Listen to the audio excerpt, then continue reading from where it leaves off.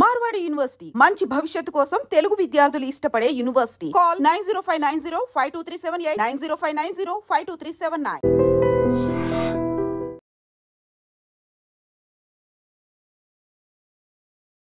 Rowdy షీటర్లు అంటే మనందరికీ తెలుసు. వాళ్ళతోని అందరూ అంటే రౌడీ షీటర్ ఇతను అని అంటే ఎంత భయపడిపోతారో మనందరికీ తెలిసిందే. కొంతమంది ఇట్లా ఏవైనా ఎవరినో బెదిరించాలనో లేకపోతే ఇంకేదైనా వసూలు చేయాలనో ఇట్లాంటి వాటికైతే జనరల్లీ ఈ రౌడీ షీటర్లు ఫేమస్ అవుతూ ఉంటారు. అంటే మ్యాక్సిమం నాకు తెలిసి అయితే ఈ మధ్య కాలంలో మస్తు తగ్గిపోయినరు. కానీ అక్కడక్కడ ఇంకొంతమంది వేరే వాళ్ళని చూసి ఇట్లా మేము కూడా దాదాగిరి చేస్తాం, మేము కూడా ఇట్లా రౌడీ షీటర్లమని తన ప్రచారం చేసుకోవడం కూడా కొన్ని సందర్భాల్లో మనం చూస్తూ ఉంటాం. వాళ్ళు చూడ్డానికి కానీ గంభీరంగా ఉండు కాదు, హైట్ వెయిట్ ఇట్లా అంతా ఉంటారు. అంటే చూడగానే భయపడిపోవాలన్నట్టు.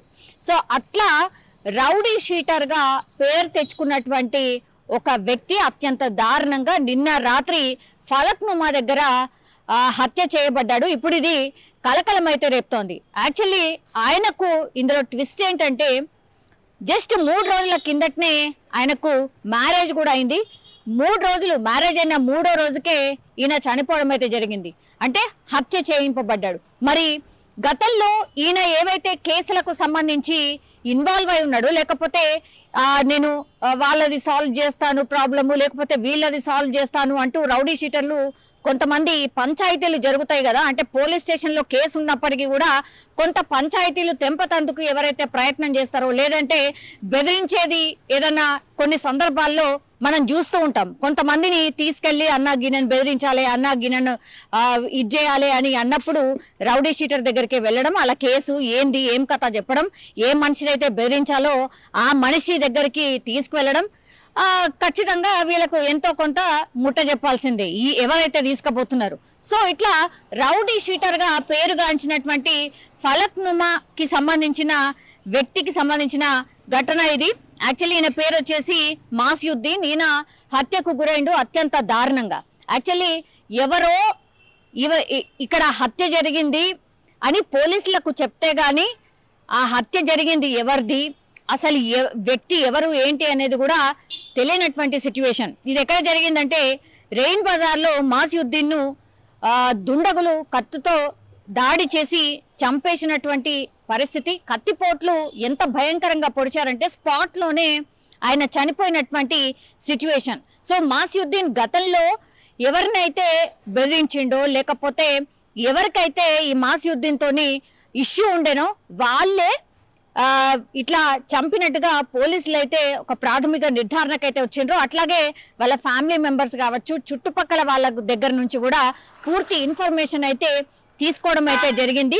తీసుకున్న తర్వాతనే రంగంలోకి దిగినటువంటి పోలీసులు ఆ సీన్ ఆఫ్ ఎఫెన్స్ లో ఏం జరిగింది, అట్లాగే ఆ చుట్టుపక్కల ఉన్నటువంటి సీసీ కెమెరాస్ ని పూర్తిగా స్వాధీనం చేసుకున్నారు.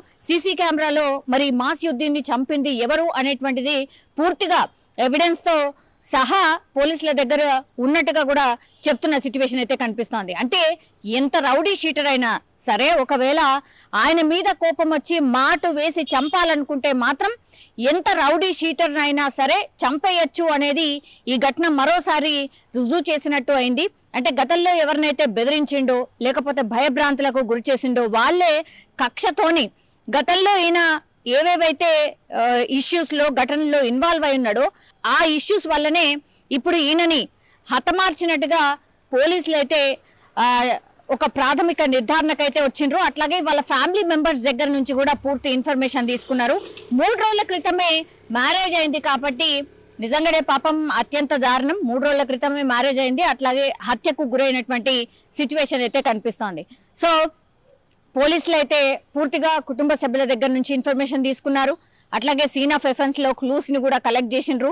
ఎంతమంది ఈ కత్తులతో ఈయన మీద దాడి చేసి చంపేసిండ్రు అనేది కూడా అన్ని ఆధారాలు అయితే పోలీసులు తీసుకోవడం అయితే జరుగుతోంది. కానీ ఒక్కసారిగా ఫలక్నుమా దట్టు రెయిన్ బజార్ లో ఒక యువకుడు దట్టు రౌడీ షీటర్ ని చంపివేయడంతో ఇప్పుడు పోలీసులు అలర్ట్ అయిన సిచ్యువేషన్ అయితే కనిపిస్తోంది. కేసుని కూడా చాలా ఫాస్ట్ గా సాల్వ్ చేసే దిశగా పోలీసులు అయితే ప్రయత్నాలు చేస్తూ ఉన్నారు.